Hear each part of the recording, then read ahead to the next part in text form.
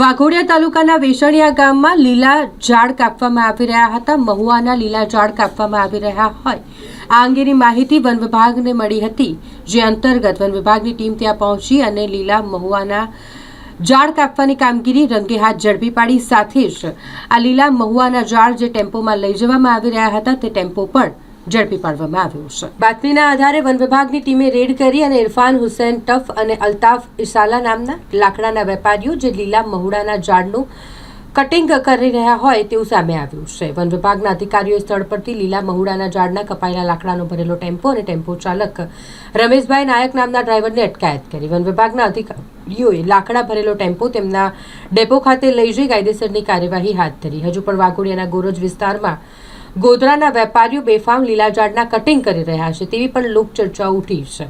One વિભાગના અધિકારીઓ દ્વારા તે વિસ્તારમાં પણ તપાસ કરવામાં આવે તો લીલા ઝાડ કાપનારાઓનો પર્દાફાશ થઈ શકે તેમ છે। વન વિભાગના અધિકારીઓ દ્વારા મહુડાના લીલા ઝાડનું કટિંગ કરી લાકડાઓ ભરી લઈ જતો ટેમ્પો ઝડપી પાડ્યો। સાંજના સમયના તેમજ વહેલી સવારના સમયમાં અંધારાનો લાભ લઈ લીલા ઝાડના લાકડાનું કટિંગ કરી લાકડા ચોરો કે જેઓ દ્વારા લાકડા કટિંગ કરી અને ચોરી કરવામાં આવતી હોય તેઓમાં આ કામગીરીથી ફફડાટ ફેલાયો છે। મારું નામ છે નરેશ કુમાર એન બારિયા, હું ફોરેસ્ટ અધિકારી વડોદરા છું।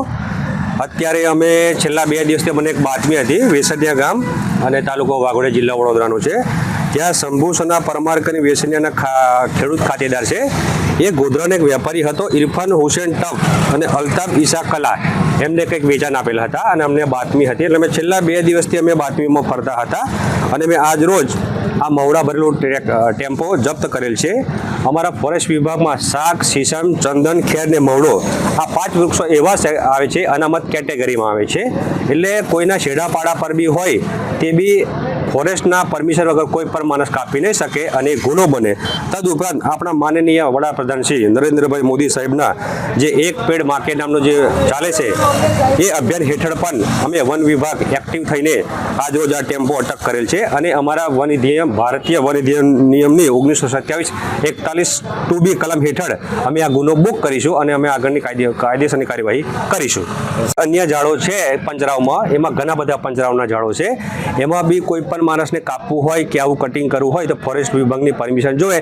તદુપરાંત એક 86 જાતના સરકારી જીઆર કરીને એક જીઆર બહાર પાડેલો છે। 86 જાતના જે વૃક્ષો છે એ કટિંગ કરવા માટે ફોરેસ્ટ વિભાગની પરમિશનની જરૂર હોતી નથી। ખેડૂત ખાતેદારનો દાખલો અને પંચાયતની પરમિશન હોય તો એ કટિંગ કરી શકે છે, એવો જીઆર છે અમારી પાસે, ફોરેસ્ટ વિભાગ પાસે। અનવરભાઈ વાલા ક્યાંથી માલ ભર્યો? અહીં આપણે ગોમનું નામ તો વેસણિયા શાનો લા કટિંગ હતું? આ મવડો છે। ખબર નથી સાહેબ, હું 2 ફેરા મારવા આવ્યો। કઈ લઈ જવાનો તો ભરી?